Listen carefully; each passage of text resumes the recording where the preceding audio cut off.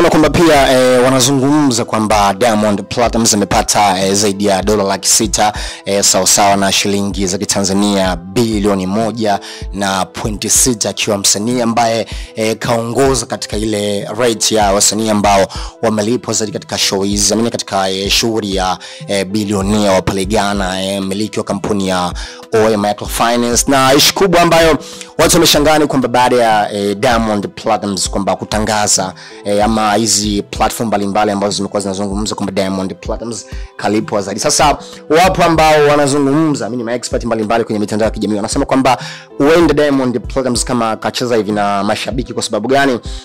Level ya Davido alipo chini ya Diamond Platnumz. Ukiangalia kwamba Davido ni msanii mkubwa, by the way, kafanya kazi zake nyingi, kafanya kazi na kina Chris Breezy, kina Chris Brown, lakini pia ni msanii ambaye mwenye pesa, thamani yake ipo juu. Kwa hiyo baadhi ya watu wengi wamezungumza kwamba huenda Diamond Platnumz kama katengeneza ile brand yake ama katengeneza conspiracy kwa ajili ya kuaminisha watu ama kutengeneza brand yake kuifanya kuwa kubwa zaidi, kwa sababu hizi show ni private show, lakini ni sehemu ambayo huenda ikawa inamjenga zaidi Diamond Platnumz kibiashara, kwa sababu akiwa anatangaza kwamba show moja kalipwa zaidi ya bilioni 1 za Kitanzania. Imagine sio mara ya kwanza. Katika show ambayo ilifanyika pale harusi ilifanyika Kenya, pia alishawahi kuclaim kwamba alilipwa zaidi ya bilioni 2 za Kitanzania. Kwa hiyo kwa Diamond sio mara ya kwanza kubrag ama kusema kwamba hizi ni show off ambazo amekuwa anazionyesha mara nyingi kwamba kusema kalipwa, na imekuwa kama ni series ambayo inaonyesha kwamba deals zimekuwa nyingi sana kwa Diamond Platnumz, especially kwa hizi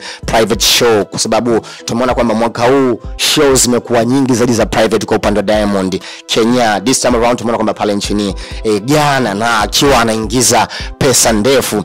Na kwa mashabiki wengine ambao walikuwa wanahitaji kuelezea hii issue, wanasema kwamba Diamond inawezekana kwamba kweli kalipwa hiyo bilioni 1.6, lakini pia wapo ambao wanasema kwamba Diamond amebrag ama amezidi kushow off kwa ajili ya kutengeneza brand yake barani Afrika, kwa sababu ni issue ambayo inazungumzwa kwenye mitandao mingi barani Afrika, ikionyesha kwamba the way ambavyo Diamond Platnumz kaweza kumgaragaza Davido